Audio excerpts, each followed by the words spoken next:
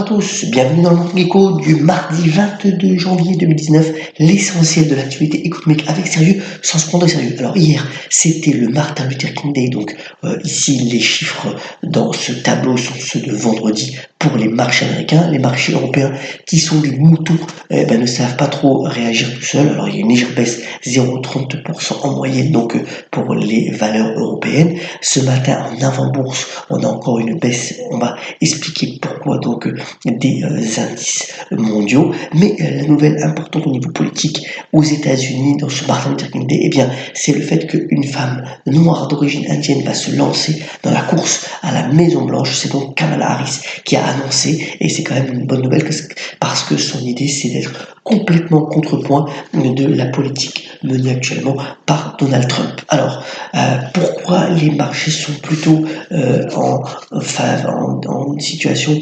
délicate ce matin? C'est simplement parce que, comme on le voit sur cette petite photo qui montre les nuages à Shenzhen, donc dans la ville chinoise, les nuages s'amoncellent sur la croissance économique chinoise, puisque elle est au plus bas depuis 1990.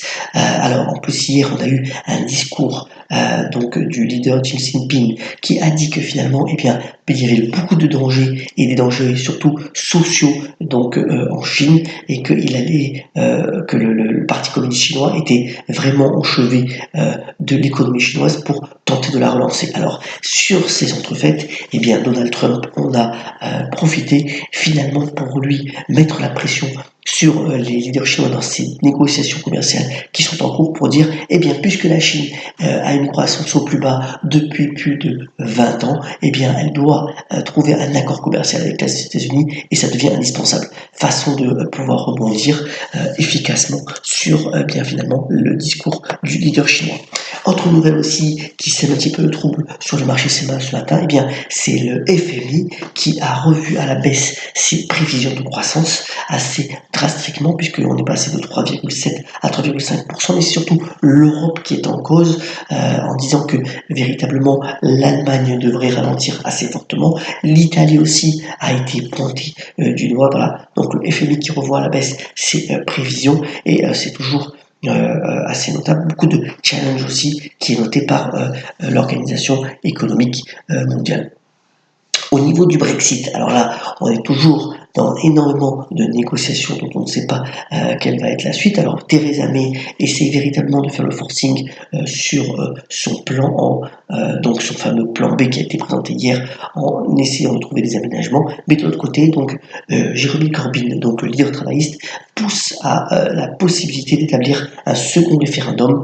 Alors les développements vont se faire dans les prochaines semaines, mais il y a véritablement deux attitudes qui se confrontent là, et on va voir si le leadership de Theresa May peut continuer. Pour le moment, vous voyez que la bourse à Londres n'en fait peu cas, puisque finalement le FTSE a suivi le mouvement qu'on a eu de hausse sur les marchés depuis le début de l'année. Mais des développements, bien entendu, sont à attendre sur le Brexit, dont l'incertitude est encore complète. Voilà une bonne nouvelle quand même. Dans ce contexte global, c'est le tourisme mondial qui a été en bonne croissance pour 2018, puisqu'il y a eu 1,4 milliard de personnes qui sont allées dans un pays étranger. Alors c'est dû au fait, il y a trois nouvelles, bien entendu, une amélioration des conditions économiques globales l'année dernière. Le deuxième point, c'est que l'obtention des visas est plus facile, et puis aussi il faut le reconnaître, bien entendu, c'est le fait que les billets d'avion sont plus abordables au niveau des prix. Donc voilà, alors les zones les plus en croissance ont été le Moyen-Orient et l'Afrique, même si, bien entendu, les zones comme les Amériques et les Caraïbes restent les destinations toujours privilégiées en nombre. Et juste la photo de droite, c'est le château de Chambord. Là aussi, une bonne nouvelle en France, qui a connu donc une fréquentation de plus de 1 million de visiteurs sur 2018, c'est assez considérable.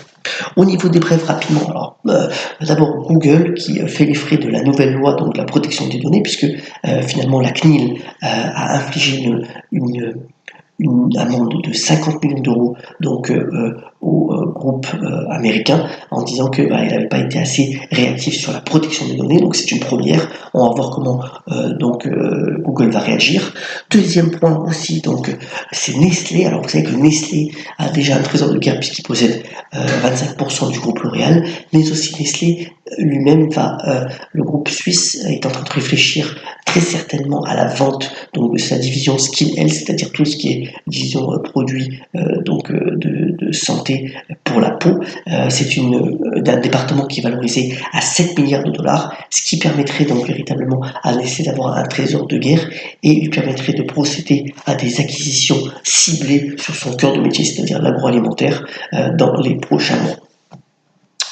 Alors WhatsApp, juste un petit mot sur WhatsApp qui essaye par tous les moyens de faire diminuer donc les fameuses fausses informations, les fake news.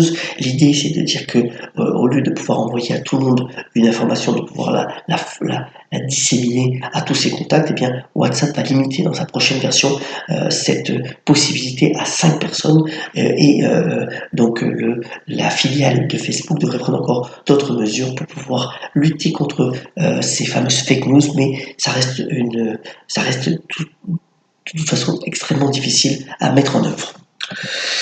Alors, quand même, Sérotonine, donc pour finir ce Morning Call, donc le bouquin de Michel Houellebecq, et il en est déjà à plus de 800 000 exemplaires vendus, alors que sa sortie a été le 4 janvier. C'est assez considérable. Alors, il fait même l'objet d'un article dans le prestigieux magazine britannique The Economist, qui n'est pas toutefois tendre avec l'écrivain. Mais enfin voilà, une performance assez ahurissante, encore une fois, pour l'auteur, pour ce 7e roman, qui connaît vraiment encore un beau succès. Le parallèle avec les Gilets jaunes a été fait selon The Economist, il n'est pas certain, mais enfin encore un beau succès, peut-être un intérêt pour vous de lire ce livre Sérotonine. Voilà donc pour l'essentiel de l'actualité. On termine ce Morning Call en rendant hommage à l'abbé Pierre qui est parti donc un 22 janvier et qui a notamment dit cette phrase magnifique: il ne faut pas attendre d'être parfait pour commencer quelque chose de bien. Je vous souhaite une excellente journée, soyez solidaires et à très bientôt sur le Morning Echo.